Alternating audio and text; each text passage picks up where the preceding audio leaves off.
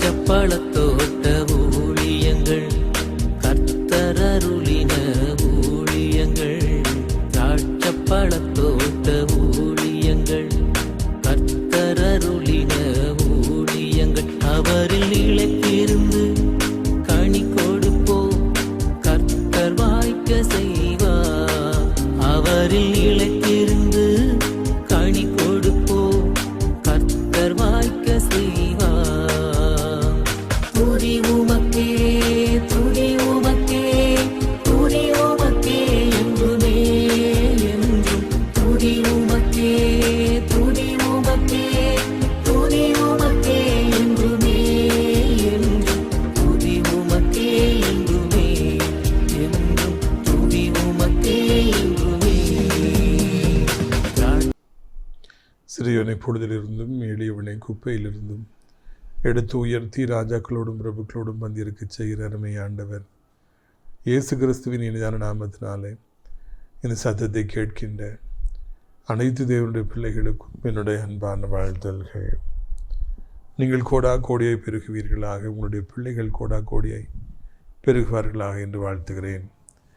பிரியத்துக்குரியவர்களே, ஒவ்வொரு நாளுமே நம்முடைய ஆண்டவருடைய அன்பை நாம் உணர்ந்து அவருக்காக வாழும்படியாக, அவருக்காக ஊழியம் செய்யும்படியாக நாம் அழைக்கப்படுகின்றோம். எல்லோருக்கும் இந்த பூமியிலே ஒரே ஒரு வாழ்க்கை தான் கொடுக்கப்பட்டிருக்கிறது என்பதை நான் நினைவூட்டும்படியாக விரும்புகின்றேன். அந்த ஒரே ஒரு வாழ்க்கையிலே நாம் எவ்வளவு ஆண்டவருக்காக வாழ முடியுமோ, எவ்வளவு ஊழியம் செய்ய முடியுமோ, எவ்வளவு அவரை தூக்கி சுமக்க முடியுமோ அவ்வளவு நாம் அவரை தூக்கி சுமப்பதை வழக்கமாக வைத்துக்கொள்வோம்.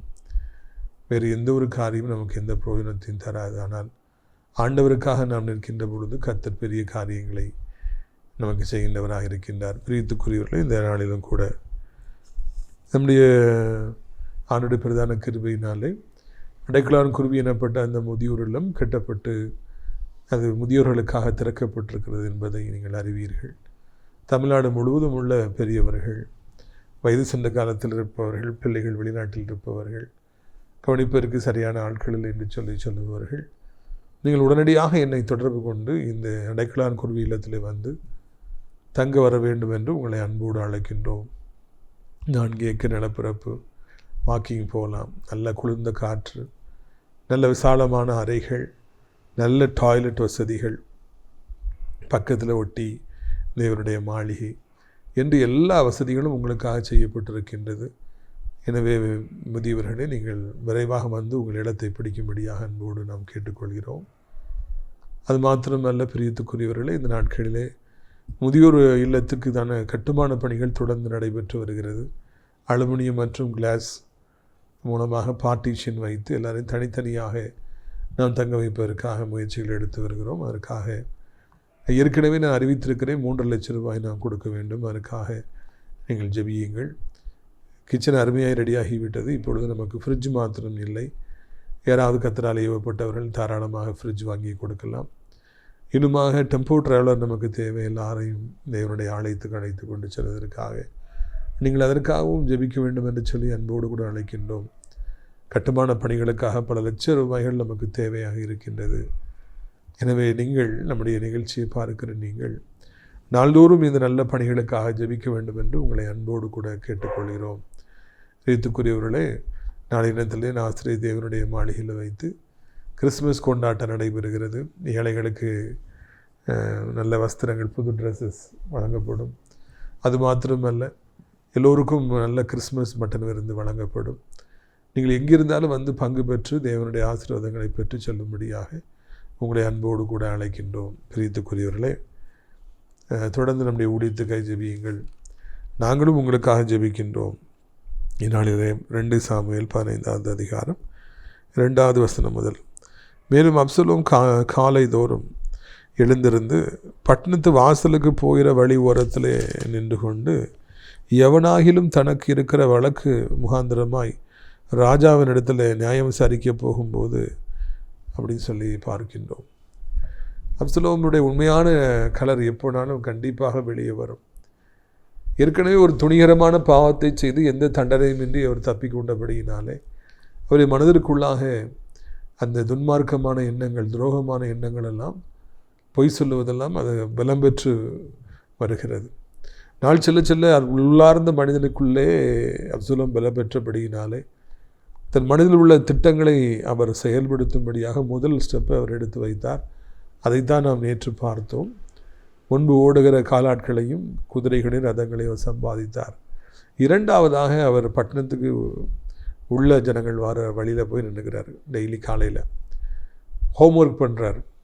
Absalom is a very hard working personality, there is no doubt about it. காலையில் எந்திரிச்சு எல்லா வேலையும் போட்டுட்டு அந்த வாசலில் நின்றுக்கிட்டு யாரெல்லாம் ராஜாக்கிட்ட நீதி விசாரிக்க போகிறாங்களோ, எனக்கு ஒரு பிரச்சனைன்னு சொல்ல போகிறாங்களோ அவங்கள்ட்ட விசாரித்து நீங்கள் எந்த ஊருன்னு கேட்டு, நான் ராஜாவுடைய மகன், நீங்கள் போய் கேட்டாலும் ராஜா உங்களுக்கு நியாயம் செய்ய மாட்டார், அப்படி அங்கே யாருமே இல்லை, என்னை யாராவது ராஜாவாக வைத்தால், நியாயாதிபதி வைத்தால் நான் எல்லாருக்கும் நான் நீதி செய்வேனே என்று அங்கு வருகிறவர்கள் எல்லாரிடத்திலும் மறித்து பேசி பேசி ராஜாவை தேடி போனவருடைய உள்ளத்தை தன் பக்கமாக அந்த மனிதன் இழப்பதற்கு பிரயாசம் எடுத்தார் என்று காண்கின்றோம். பிரயாசம் எடுப்பது தவறு அல்லவே அல்ல. இந்த உலகத்தில் பிரயாசம் எடுக்காமல் எந்த வெற்றியும் பெறவே முடியாது. கடினமாய் உழைக்காமல் நெத்தி வேர்வை நிலத்தில் செல்லாமல் எந்த ஒரு மனிதனும் ராஜாவாக மாறியது இல்லை. சோம்பேறிகளுக்கு இந்த உலகத்தில் இடம் கிடையவே கிடையாது. அதில் எந்த மாற்று கருத்தும் கிடையாது. இங்கே அப்சலோம் காலையிலே எழுந்து கால் கிடக்க நின்று வரவங்கள்டெல்லாம் பேசி அவளை கெட்டிப்பிடித்து முத்தம் செய்து, யாராவது காலில் விட வந்தாங்கன்னா இல்லை இல்லைன்னு சொல்லி அவருடைய அன்பாய் அணைத்து கொண்டு ராஜாக வேண்டும் என்பதற்காக அவர் ஹார்ட் ஒர்க் பண்ணினார் என்று நாம் காண்கின்றோம்.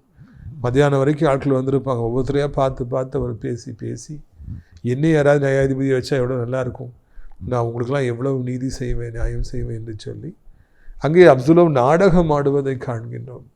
அப்சலோம் பேசுவதெல்லாம் போய் ஒன்றும் உண்மையே கிடையாது. மக்களை குறித்து அப்சலோமுக்கு எந்த கவலையும் கிடையாது. நீதி நியாயத்தை குறித்து எந்த கவலையும் அப்சலோமுக்கு கிடையாது. மக்களுக்கு எல்லாம் நல்லது செய்யணுங்கிற எண்ணெல்லாம் அப்படிலாம் எதுவுமே கிடையாது. நான் ராஜாவாகணுங்கிற ஒரே ஒரு எண்ணம், அவ்வளோதான். ஆனால் வெளியே அவ்வளோ ஒரு வேஷத்தை போட்டுக்கொண்டு நியாயம் கேட்க பொருளை கட்டி பிடித்து முத்தம் செய்து அப்படியே அவருடைய உள்ளத்தை தன் பக்கமாக பொய்யாக அங்கே நாடகமாடி அப்சலோம் இழுத்து கொண்டார் என்று சொல்லி நான் காண்கின்றோம். தாவீதுக்கு பிறந்த பிள்ளையா இப்படி இருக்குங்கிறது நமக்கு அதிக வேதனையை கொண்டு வருகிறது. ஆனாலும் கூட அதுதான் உண்மை. இன்றைக்கி கடினமாய் உழைக்கிற தேவனுடைய பிள்ளைகளே, நீங்கள் நல்ல காரியத்துக்காக உழைக்கின்றீர்களா? எஃபர்ட் போடுறாங்க. காலையிலே ஸ்போர்ட்ஸ் இருக்கவங்கெல்லாம் காலையில் கிரவுண்டுக்கு போகணும், பல மணி நேரங்கள் வேர்வை சிந்தி உழைக்க வேண்டும். எவ்வளோ கிரிக்கெட் பிளேயர்ஸ் இன்றைக்கி மிகப்பெரிய இடங்களில் இருக்கிறாங்க. ஜெய்ஸ்வால், ரிங்கு சிங், அவங்களுடைய கதையெல்லாம் நீங்கள் கேட்பீர்கள் என்றால் சின்ன வயதிலே அவர்கள் சம்சா விற்கிறவர்களாக, போலி விற்கிறவர்களாக இருந்து காலையிலும் மாலையிலும் கிரவுண்டுக்கு போய் கடினமாய் உழைத்து இன்றைக்கி அவ்வளோ உயரத்துக்கு அவங்க முன்னேறி வந்திருக்கிறாங்க. அவங்களாம் கடினமாக உழைச்சதுனால முன்னேறி வந்திருக்கிறாங்க. கிரிக்கெட்டுக்காக தங்களை அர்ப்பணித்து வந்திருக்கிறாங்க. நாட்டை காக்கிற வீரர்கள்லாம் என்சிசி பேரையில் உயிரை கொடுத்து அவர்கள் உழைக்கிறாங்க, எஃபர்ட் போடுறாங்க. இன்னும் கூட அநேகர் பணம் சம்பாதிக்கும்படியாக அங்கேயும் இங்குமாய் ஓடி திரிகிறாங்க. எவ்வளவோ எஃபர்ட் போடுறாங்க. கடையிலேயே உட்கார்ந்துருக்கிறாங்க, பொறுமையாக இருக்கிறாங்க. நாம் போடுகிற எஃபர்ட்ஸ், நாம் எடுக்கிற முயற்சிகள் எல்லாமே நியாயமானவைகளாக இல்லாவிட்டால் அப்சலோமை போல தவறான எண்ணங்களோடு கூட அவைகள் இருக்கின்றனவா? நல்ல காரியத்துக்காக நம்ம முயற்சி எடுக்கிறோமா, இல்லை என்றால் பாதக செயல்களை செய்வதற்காக நாம் முயற்சிகள் எடுத்துக்கொண்டே இருக்கிறோமா என்பதை சிந்தித்து பார்க்க வேண்டும்.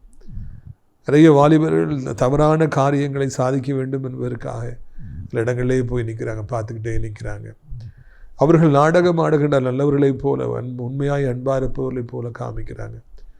எப்படியாவது ஒரு சிலருடைய அன்பை பெற்றுக்கொள்ள வேண்டும் என்பதற்காக வாலிப சமுதாயம் இன்றைக்கு எவ்வளவோ முயற்சி எடுத்து வருகிறது. அதுக்காகவே அலைகிறாங்க. அதையவே வேலையை வச்சு அவங்க செயல்படுறாங்க. அந்த மாதிரி முயற்சி எடுத்து நம்முடைய வாழ்க்கையை நாம் அழித்து கொள்வதை விட நல்ல காரியங்களுக்காக, ஊழியங்களுக்காக, குடும்பத்திற்காக நாம் பிரயாசம் எடுத்தால் எவ்வளவோ நலமாக இருக்கும் அல்லவா?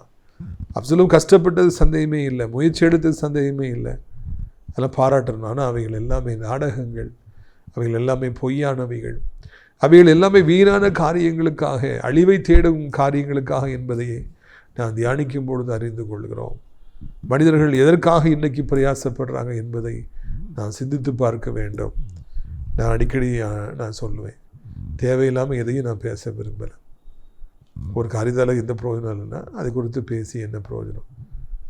தேவையில்லாத மனிதர்களிடத்தில் நான் பேச விரும்பலை. அவங்கள்ட்ட பேசி நேரத்தை வீணடிப்பதை விட பேசாமல் இருப்பதுனால. அதனால தான் வீட்டை விட்டு நான் வெளியே வருவதே கிடையாது. எப்பொழுதும் வீட்டுக்குள்ளே தான் நான் இருப்பேன். அதே போல் நான் தேவையில்லாத சிந்தனைகளை செய்வது கிடையாது. ஏன்னா அவைகளை சிந்தித்து என்ன பிரயோஜனம்? அதை விட அப்படியே விட்டு விடுவது நலமாக இருக்கும். தேவையில்லாத காரியங்களுக்காக பணம் செலவழிப்பதும் கிடையாது. அது ஒரு பிரயோஜனத்தையும் ஏற்படுத்தாது. எது தேவையோ அதற்கு மாத்திரம் என் நேரத்தை நான் செலவழிக்க விரும்புகிறேன். அதை குறித்து மாத்திரம் நான் பிரயாசப்பட விரும்புகிறேன். அதற்காக மாத்திரம் நான் உழைக்க விரும்புகிறேன். இயேசுக்கு ஏதாவது பிரயோஜனமாக இருக்கும் என்றால், இல்லைனா லெட் ஹிஸ் கிங்டம் கம், ஆண்டவருடைய ராஜ்யம் இந்த பூமியில் வருவதற்கு ஏதாவது செய்ய முடியுமா? அதை நான் செய்வதற்கு ஆயத்தமாக இருக்கின்றேன். சில நேரங்களில் ஹவுஸ் விசிட்டுக்காக போவோம். நம்முடைய ஊழியத்தில் முக்கியமானது ஹவுஸ் விசிட். லீவ் கிடைக்கும் போதெல்லாம் காலையில் 6 மணிக்கு விட்டு போனேன்னா, அது அந்த மே மாதம் தான் அங்கே கேட்கவே வேண்டாம். வெயில் கொளுத்தும். நம்ம கார் வேறு வாங்கி 15 வருஷம் ஆயிடுச்சு. 3 லட்சம் கிலோமீட்டர் மேலே ஓடிடுச்சு. அது ஏசியும் கிடையாது.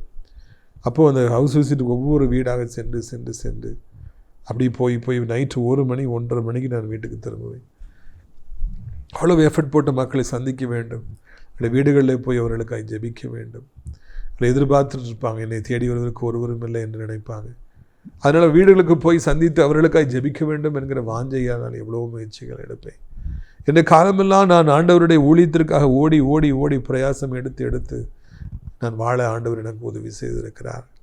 பிரியத்துக்குரியவர்களை, நீங்களும் கூட இதை போலவே ஆண்டவருக்காக நல்ல காரியங்களுக்காக மாத்திரம் முயற்சி எடுங்க. நல்ல காரியங்களுக்காக மாத்திரம் நீங்கள் பேசுங்க, சிந்திங்க. நல்ல நண்பர்களை மாத்திரம் உங்கள் பக்கத்தில் நீங்கள் வைத்திருங்க. நல்ல காரியங்களை மாத்திரம் நீங்கள் செய்யுங்க. நல்ல உணவை மாத்திரம் நீங்கள் சாப்பிடுங்க, தேவையில்லாத சாப்பிடாதீங்க. நல்ல காரியங்களை மாத்திரம் உடைய வாழ்க்கையில் அனுமதி கொடுங்க. அப்படி இருந்தாலே நீங்கள் வாழ்க்கையில் வெற்றி பெற்று விடுவீர்கள். நீர்க்குமிழிகளை தேடி ஓடியவர் தான் இந்த அப்சலோம். தன் காரியத்தை சாதிப்பதற்காக பெருமுயற்சி அவர் எடுத்தார். ஆனாலும் அவைகளெல்லாம் ஒரு நாள் வீணாக போகும் என்பதை அவர் அறியாதிருந்தார். இரண்டாவதாக, அப்சலோம் ஒரு பொய்யான மனிதன் என்பதை இந்த இடத்துல காண்கிறோம். Is totally a liar. முழுவதும் ஒரு பொய்யனாக இருந்து கொண்டு நாடகம் ஆடுகிறவராக, பிறரை அணைத்து கட்டிப்பிடித்து முத்தம் கொடுத்து அவருடைய உள்ளத்தை கவர வேண்டும் என்பதற்காக பொய்யான காரியங்களை செய்பவராக, பொய்யான முத்தங்களை இடுபவராக இந்த அப்சலோம் இருந்தார் என்று நாம் காண்கின்றோம். அப்சலோமுடைய முத்தங்களும் யூதாஸின் முத்தங்களும் ஒரே போன்றவைகள். யூதாஸும் ஆண்டவரை முத்தம் செய்தார், ஆனால் உண்மையான அன்பினாலே அல்ல, காட்டி கொடுப்பதற்காக. அப்சலோம் ஒரு முத்தத்தை கொடுக்கல, எத்தனையோ முத்தங்களை அந்த ஏழைகளுக்கு கொடுத்தார். எதுக்குன்னா அவர்கள் நல்லா இருக்க வேண்டும் என்பதற்காக அல்ல, அவருடைய உள்ளத்தை தன் பக்கமாக இழுக்க வேண்டும் என்பதற்காக. அந்த அன்பின் பரிசுத்தத்தை காண்பிக்கின்ற இந்த முத்தத்தை பொய்யான முத்தங்களாக அப்சலோம் கொடுத்தார். அப்சலோமும் பொய்யான முத்தங்களுக்கு சொந்தக்காரர், யூதாஸும் பொய்யான முத்தங்களுக்கு சொந்தக்காரர். அன்பின் உச்சக்கட்டத்தை காண்பிக்கிற அந்த முத்தத்தையே பொய்யாக கொடுப்பார்கள் என்றால் இந்த உலகத்தில் மனிதர்கள் எவ்வளவு மோசமானவர்கள், எவ்வளவு கேடு கெட்டவர்கள் என்பதையே இதன் மூலமாக நான் தெரிந்து கொள்கிறோம். பிரியத்துக்குரியவர்களே, இப்படி வாழ்வில் பொய்யாக இருக்க வேண்டும் என்கிற அவசியம் இல்லவே இல்லை. நாடகமாடி பிழைக்க வேண்டுங்கிற அவசியம் நமக்கு இல்லவே இல்லை. உள்ளொன்று வெளியொன்று பேசுகிற வாழ்க்கை நமக்கு தேவையில்லை. பொய் பித்தலாட்டங்கள் நமக்கு தேவையில்லை.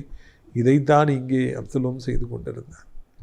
Absalom is totally a liar. அவர் சொன்னதெல்லாம் பொய். மக்களை பார்த்து, ஐயோ உங்களுக்கு யாருமே இல்லையே, நான் உங்களுக்கு நியாயாதிபதி வந்து நல்லா செய்வேனே என்று சொன்னது, மக்களை கட்டிப்பிடித்து முத்தம் கொடுத்து, எல்லாமே ஒரு ட்ராமா, எதுவுமே உண்மை கிடையாது என்பதுதான் வருத்தத்திலும் வருத்தமான ஒரு காரியம். பிரியத்துக்குரியவர்கள் நிறைய பேர் இதே போல இன்றைக்கு நாடகம் ஆடுகின்றவர்களாக, பொய்யான அன்பை காண்பிக்கின்றவர்களாக அவர்கள் இருக்கிறாங்க. அவங்க பேசுகிறதுலாம் ரொம்ப இன்பமாக இருக்கும், ஆனால் அவங்க நடவடிக்கைகள் நல்லா இருக்கும், ஆனால் பார்த்தா அவங்களுடைய உள்ளத்தில் தவறான எண்ணங்களே இருக்கின்றது என்பதுதான் நான் கண்டுபிடிக்க வேண்டிய ஒரு காரியம். எனவே இந்த நாட்களிலும் கூட நாம் உண்மையானவர்களாகவே இருப்போம். நம்முடைய வாழ்நாள் பரியந்தும் நாம் உண்மையானவர்களாகவே இருப்போம். நாம் பொய்யானபடிக்கு நாடகம் ஆடுகிறவர்களாக ஒரு காலம் இருக்கக்கூடாது என்பதுதான் இந்த நாளிலே நாம் காண்கின்ற காரியம். அடுத்தாப்புல பாருங்க, 6ஆம் வசனம். இந்த பிரகாரமாக அப்சலோம் ராஜாவிடத்தில் நியாயத்திற்காக வரும் இஸ்ரவேலர் எல்லாருக்கும் இப்படியே செய்து இஸ்ரவேல் மனுஷருடைய இதயத்தை கவர்ந்து கொண்டார். இப்படி ரொம்ப காலமாக காலையில் போய் மக்கள்கிட்டலாம் பேசி ஐயோ ஒருத்தர் உங்களுக்கு இல்லையே, பாவமாக இருக்கே உங்களை பார்த்தான்னு சொல்லி அவர்களுக்கு பக்கத்தில் வரும்பொழுது கெட்டிப்பிடித்து முத்தம் கொடுத்து அத்தனை இஸ்ரவேலுடைய உள்ளத்தையும் தன் பக்கமாக பொய்யாக நாடகமாடி கவர்ந்து கொண்டார் அப்சலோம். அதில் வெற்றியும் பெற்றார் என்று நான் காண்கின்றோம். எவ்வளவு ஒரு வேதனையாக இருக்கிறதை வாசிக்க. பொய்யை மக்கள் நம்புகிறாங்க. People believes in lies. அதான் இந்த இடத்துல பார்க்குறோம். மக்களை எவ்வளவு எளிதாக ஏமாற்றலாம் என்பதையும் இந்த இடத்துல நான் காண்கின்றோம். பொய் சொல்லி நாடகமாடி இஸ்ரவேலுடைய உள்ளத்தையும் தன் பக்கமாக அவர் இழுத்து கொண்டார். தாவீதை போல ஒரு கதாநாயகன் உண்டோ? அவர் கோலியாத்தை வீழ்த்தி மக்கள் மத்தியில் எவ்வளவு பிரபலமாக இருந்தார். அவர் நேசிப்பதற்கு யோனத்தான்லேருந்து எத்தனை பேர் இருந்தாங்க.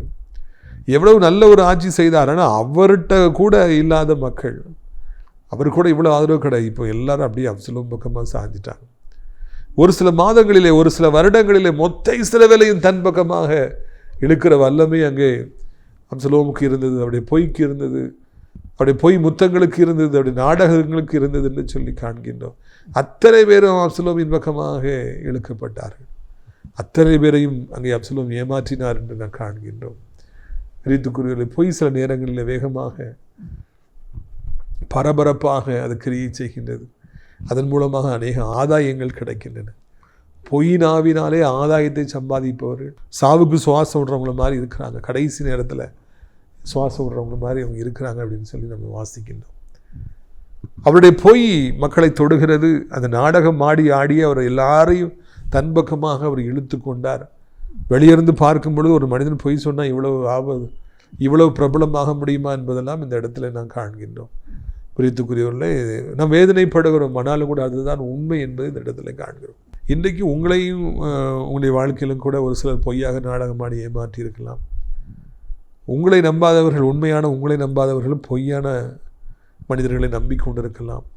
ஒரு பெரிய ஆதரவு இருக்கலாம். பொய் சொல்பவர்களுக்கு ஒரு பெரிய கூட்டம் இருக்கலாம்.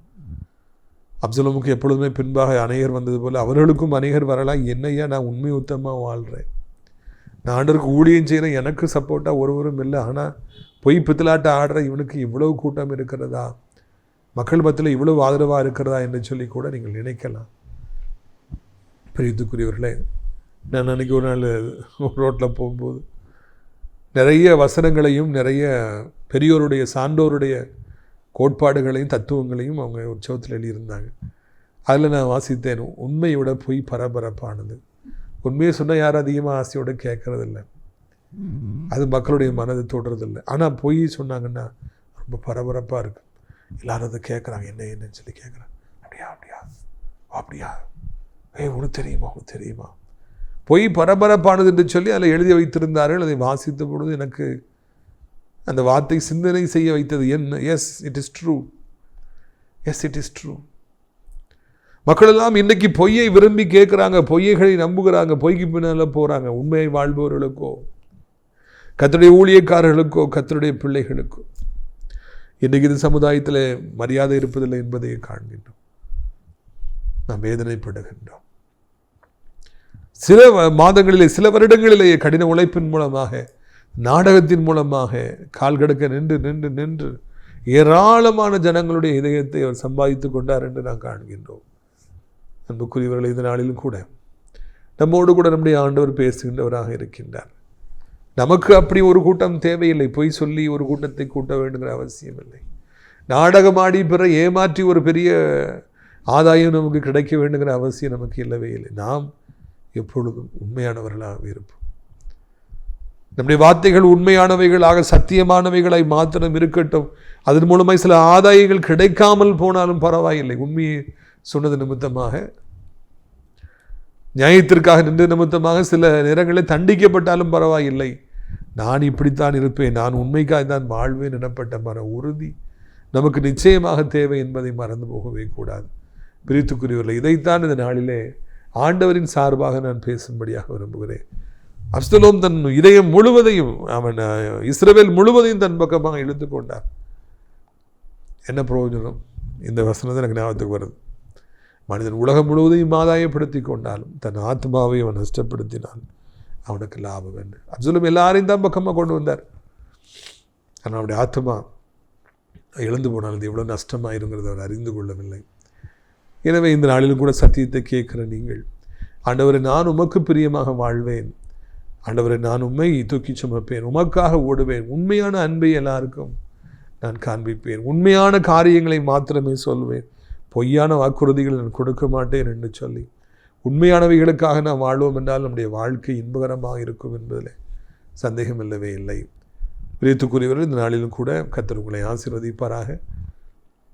நாங்கள் ஒவ்வொரு நாளும் உங்களுக்காக ஜெபித்து வருகிறோம். நீங்களும் கூட நல்ல ஊழியத்துக்காக ஜெபியுங்கள். கிறிஸ்மஸ் காலம், நிறைய ஏழைகள் சனிக்கிழமை வராங்க, அவங்களுக்கெல்லாம் ட்ரெஸ் வாங்கி கொடுக்குறோம்.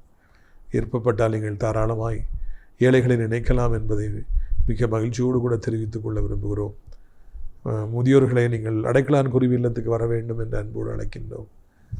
ஒரு கர்த்தரால் ஆசீர்வதிக்கப்பட்ட ஜனமே, இந்த கட்டுமான பணிகளை தாங்க வேண்டும் என்று உங்களை அன்பாய் அழைக்கின்றோம். வாலிபர்களே, நீங்கள் வாலண்டியர்களாய் வந்து இந்த ஊழியத்தை தாங்க வேண்டும் என்று உங்களை அன்போடு கூட நான் கேட்டுக்கொள்கிறேன். எல்லோருடைய அன்பும் ஆதரவும் நமக்கு நிச்சயமாக தேவைப்படுகிறது.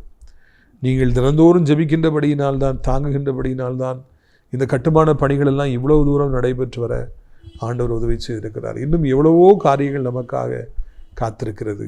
அது நிச்சயமாக நாம் நிறைவேற்ற ஆண்டவர் நமக்கு பலன் கொடுப்பாராக. உங்களுடைய ஆசீர்வாதங்களுக்காக நான் ஜெபிக்கும்படியாக விரும்புகிறேன். நீங்களும் சேர்ந்து ஜெபிப்பீர்களா? கண்களை மூடுவீர்களா? ஆண்டவரே, இந்த நாளுக்காக நன்றி செலுத்துகிறோம், ஸ்தோத்திரம் செலுத்துகிறோம். இந்நாளில் கூட சத்தத்தை கேட்கிற பிள்ளைகள் ஒவ்வொருவருக்கும் கர்த்தாவே நீர் மனம் இறங்கி ஆண்டவருடைய வாழ்க்கையில் காணப்பட்ட இருளை வெளிச்சமாக மாற்ற வேண்டும் என்று சொல்லி கர்த்தாவே கெஞ்சுகிறோம். ஐயா, உடைய அன்பு ஒவ்வொருவரையும் சந்திக்கட்டும் என்று சொல்லி ஆண்டவரை கெஞ்சுகிறோம். ராஜா, உடைய வல்லமை ஒவ்வொருவரையும் சந்திக்கட்டும். அப்பா, இப்பொழுது கூட ஆண்டவரை சோத்திரம் ஐயா, சோத்திரம் ஐயா, சோபானா பாக்கா பாலா, வியாதிப்படுகிற பிள்ளைகளை எப்படியாவது கர்த்தர் நினைப்பீராக. அப்பா, வியாதி வந்தால் எவ்வளவு கஷ்டம், அவங்களுக்கும் எவ்வளோ கஷ்டம், பார்க்கின்ற அவர்கள் மீது கண்ணோக்கமாக இருக்கிறவருடைய குடும்பத்தாருக்கும் பற்றுள்ளோருக்கும் எவ்வளோ கஷ்டம். என் ஆண்டவரை எப்படியாவது கர்த்தர் உதவி செய்யுங்க. வியாதியஸ்தர்களுக்கு இலவசமான விடுதலை தாருங்க. ஆறாத புண்கள் இப்பொழுதே ஆறட்டும். ஆண்டவர், பெரிய கட்டிகள், பல வருடமாக இருக்கிற கட்டிகள் மறையட்டும். செயல்படாமல் இருக்கிற அவயங்கள் இயேசுவின் நாமத்தில் செயல்படட்டும் என்று சொல்லி கர்த்தாவே கெஞ்சுகிறோம். ஐயா, இயேசுவின் ரத்தம் ஜெயம் ஆண்டவரை, இயேசுவின் ரத்தம் ஜெயம். அப்பா, எங்கள் பரம தகப்பனை, இப்பொழுதும் கூட ஆண்டவரை தோத்திரம் ஐயா, உடைய வல்லமையினாலே ஒவ்வொருவரையும் கர்த்தர் நிறைப்பீராக என்று சொல்லி கெஞ்சுகிறோம். ஆண்டவரை, ஒருவர் வியாதிப்படும் பொழுது இந்த குடும்பத்தார் எல்லாரும் எவ்வளோ அல்லல் படுறாங்க. அவங்களை கவனிக்கிற சாதாரணமான விஷயமாப்பா. எங்கள் குடும்பத்துக்கு ஒரு வாழ்வு கிடைக்காதா, சுகம் கிடைக்காதா, வீட்டுக்கு போயிட மாட்டோமா, என்னெல்லாம் தவிக்கிற பிள்ளைகள் ஒவ்வொருவருக்கும் நீங்கள் உதவி செய்யுங்க. சாப்பிட முடியல ஐயா, நெஞ்சுக்குள்ளே இருக்குது, பசியே எனக்கு இல்லைன்னு சொல்கிறவங்களுக்கு இன்னும் ஒரு கூட நல்ல பசியை தாரும். தூங்கவே முடியலன்னு சொல்கிறவங்க நல்ல நித்திரையை தாரும். கர்த்தாவே சோத்திரம் ஐயா, பணம் சம்பாதிக்க முடியல, வேலைக்கு போக முடியல, படிக்க முடியலன்னு சொல்கிற ஒவ்வொருவருக்கும் கர்த்தாவே நீ உதவி செய்யும்படிக்கு கெஞ்சுகிறோம். அப்பாவுடைய வல்லமை ஒவ்வொருவருக்குள்ளும் கடந்து போகட்டும். வாலிப வயதிலே கஞ்சாவுக்கு அடிமைப்பட்டு, போதைக்கு அடிமைப்பட்டு தன்னைத்தானே கெடுத்து கொள்ளுகிற வாலிபர்களை சந்திங்கப்பா. அவர் அழிந்து போய்விடாதபடி காத்துக்கொள்ளுங்க. பல வருடங்களாய் பாலூட்டி சீரூட்டி வளர்த்த தாய் தகப்பனை விட்டு நேற்று வந்த வாலிபனோடு ஓடி போயிடலாம் நினைக்கிற ஆண்டவரை, பெரியவர்களுக்காக வாலிபர்களுக்காக ஜெபிக்கிறோம். அது கெட்டு போய்விடாதபடி, அவருடைய எதிர்காலங்கள் அழிந்து விடாதபடி இரட்சகாரி அவர்களை சந்திக்க வேண்டும் என்று சொல்லி கெஞ்சுகிறோம். பைக்கை வாங்கித்தான், செல்ஃபோன் வாங்கித்தான் சண்டை போடுற பிள்ளைங்க எப்படியாவது மனம் திரும்பும்படியாக கெஞ்சுகிறோம். வாலிப பிள்ளைகளை ரட்சியும் ஆண்டவரை. வாலிப காலங்களை உண்மை தேடும்படியாக கர்த்தாவே நீர் உதவி செய்யும். இயேசுவின் நாமத்தினாலே ஆண்டவரை சோத்திரம் ஐயா, படிக்கிற ஆசையாக இருக்குது, எனக்கு ஃபீஸ் கட்ட யாரும் இல்லையே, அம்மா இல்லை, அப்பா இல்லை என்று தவிக்கிற பிள்ளைகள் ஒவ்வொருவருக்கும் உதவி செய்யுங்க. விபத்தை சந்தித்து உருக்குலைந்து படுத்த படுக்கையை கிடந்துக்கிற மக்கள் எப்படியாவது எழும்பும்படியாக உதவி செய்யுங்க. பாவ சாபத்தின் ஆவிகள் உடைக்கப்படும்படியாக கெஞ்சுகிறோம். ஐயா, நீங்கள் அப்படியே செய்கிற நல்ல தெய்வமாக இருக்கிறீங்க. நன்றி அப்பா. இரவு நேரங்களில் வேலை செய்பவருக்காக, ஆம்புலன்ஸ் ஓட்டுபவர்களுக்காக ஆண்டவரை தோத்திரம் ஐயா, நைட் டியூட்டி பார்க்குற போலீஸ்காரங்களுக்காக, வாட்ச்மேனுக்காக ஜெபிக்கிறவர்களுக்கு நீங்கள் தான் உங்களுடைய பலத்தை கொடுக்க வேண்டும் என்று கெஞ்சுகிறோம். அப்படியே செய்வீங்க. நமக்கு சோத்திரம்.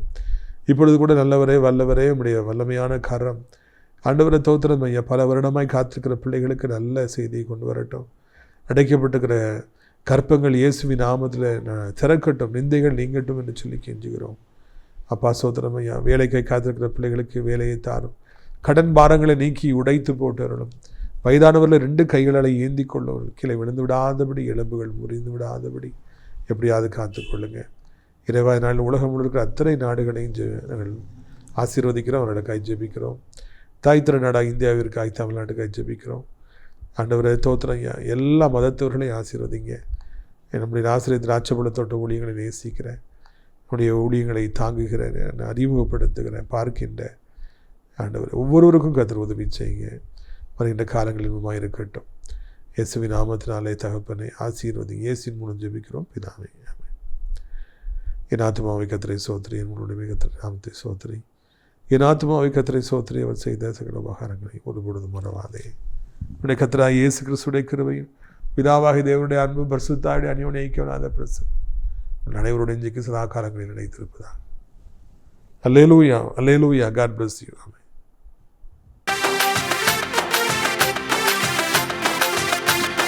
கூடாதது ஒன்றும் இல்லையே, கூடாதது ஒன்றும் இல்லையே, கூடாதது ஒன்றும் இல்லையே, கூடாதது ஒன்றும் இல்லையே, நம் தேவனால் கூடாதது, கூடாதது ஒன்றும் இல்லையே, நம் தேவனால் கூடாதது, கூடாதது ஒன்றும் இல்லையே. ஒரு வார்த்தை சொன்னார். அன்று 100க்கு அதிபதியின் வேலைக்காரன் உடனே சொஸ்தமானான். ஆகவே அதே வல்லமையுடைய வார்த்தையை இன்றும் தேவன் நமக்கு சொல்வாராக.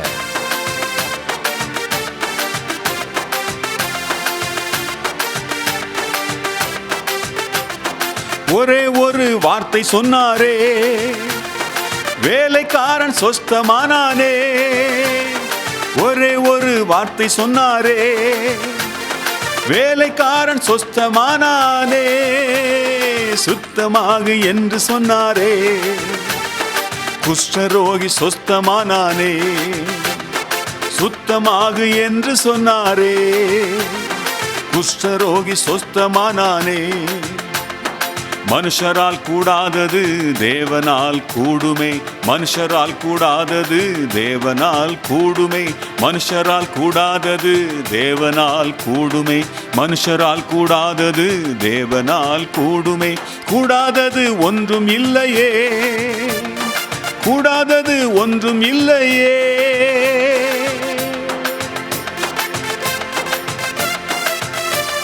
கடலின் மேலே நடந்தான், கடும் புயலை அதட்டினார்.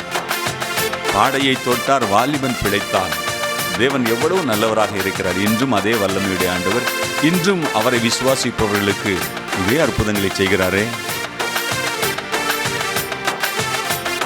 கடலின் மேல் நடந்தாரே, கடும் புயல் அதட்டினாரே. கடலின் மேல் நடந்தாரே, கடும் புயல் அதட்டினாரே. பாடையை தொட்டாரே, வாலிபன் பிழைத்தானே. பாடையை தொட்டாரே, வாலிபன் பிழைத்தானே. மனுஷரால் கூடாதது தேவனால் கூடுமே, மனுஷரால் கூடாதது தேவனால் கூடுமே, மனுஷரால் கூடாதது தேவனால் கூடுமே, மனுஷரால் கூடாதது தேவனால் கூடுமே. கூடாதது ஒன்றும் இல்லையே, கூடாதது ஒன்றும் இல்லையே. நீ விசுவாசித்தால் தேவனுடைய மகிமையை காண்பாய் என்றார். பலப்படுத்தும் கிறிஸ்துவால் பெரிய காரியங்களை செய்வார்.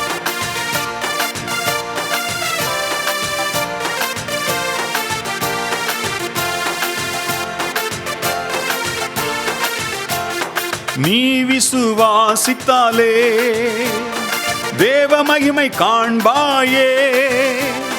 நீ விசுவாசித்தாலே தேவ மகிமை காண்பாயே. பலப்படுத்தும் கிறிஸ்துவாலே பெரிய காரியம் செய்வாயே. பலப்படுத்தும் கிறிஸ்துவாலே பெரிய காரியம் செய்வாயே. மனுஷரால் கூடாதது தேவனால் கூடுமே, மனுஷரால் கூடாதது தேவனால் கூடுமே, மனுஷரால் கூடாதது தேவனால் கூடுமே, மனுஷரால் கூடாதது தேவனால் கூடுமே. கூடாதது ஒன்றும் இல்லையே, கூடாதது ஒன்றும் இல்லையே.